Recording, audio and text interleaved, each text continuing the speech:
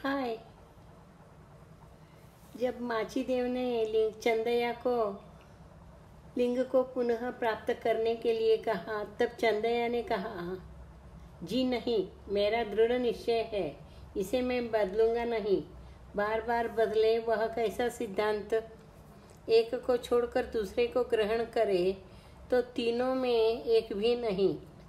गृहीत भाव एक होने पर उभय का संग पूरा समा गया था चंदेश्वर लिंग में। वैसे लिंग देव स्वयं चले गए, यह अच्छा ही हुआ, क्योंकि आजकल मेरे मन में अनेक प्रश्न उठ रहे थे।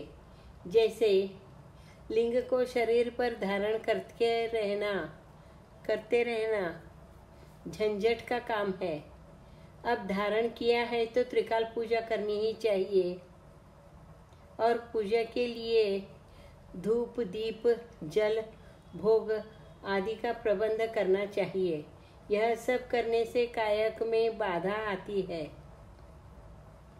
कैथे का फल पकड़कर सागर पार कर सकते हैं क्या?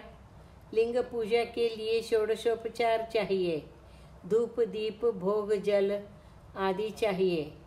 उसके करने तक कायक रुक जाता है। कायक में ही है तीनों का सौंदर्य चंदेश्वर। और देखिए, यह सब तो बायाडंबर है। पूजा में तो मानस पूजा सर्वश्रेष्ठ है ना। मेरे विचार से भाव शुद्ध रहना ही गुरु पूजा है, शुद्ध ज्ञान ही लिंग पूजा है, त्रिकरण शुद्धि ही जंगम पूजा है, त्रिविध मल दूर होकर, त्रिविध भेद जानकर,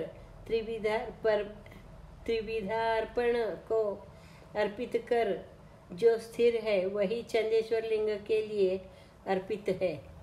इस प्रकार सभी प्रकार से शुद्ध होने के बाद यह फिर से क्रियाचार क्यों चाहिए? यह तो व्यर्थ समय गंवाना है, ऐसे मुझे लगता है।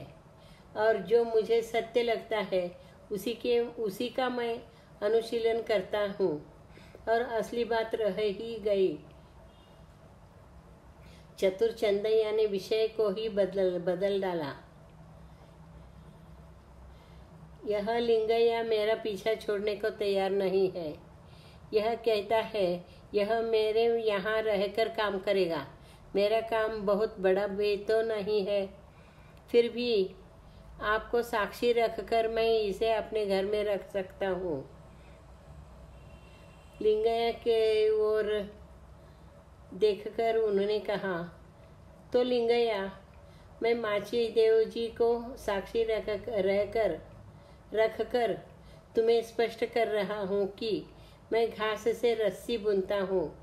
तुम्हें वह रस्सी ईमानदारी से जहाँ कहता हूँ और जितने में कहता हूँ उतने में ही ईमानदारी से बेचकर आना होगा। यह शर्त अगर तुम मानोगे तो तुम मेरे साथ आओ। लिंगैया ने चंदैया की शर्त मान ली और उसके पीछे पीछे चला गया। उसके घर जाकर रहने लगा। निर्मोही चंदैया की परीक्षा। कुछ दिन सब कुछ व्यवस्थित चलता रहा।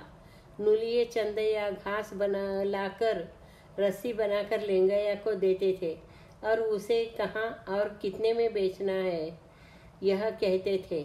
लिंगैया रस्सी बेचकर पैसे लाकर चंदैया को देता था। उसके बाद जंगम दासोह चलता था। कभी कभी कुछ लोग अधिक पैसे देने आते थे, लेकिन लिंगैया ने अब तक कभी अधिक पैसा नहीं लिया था। धन्यवाद।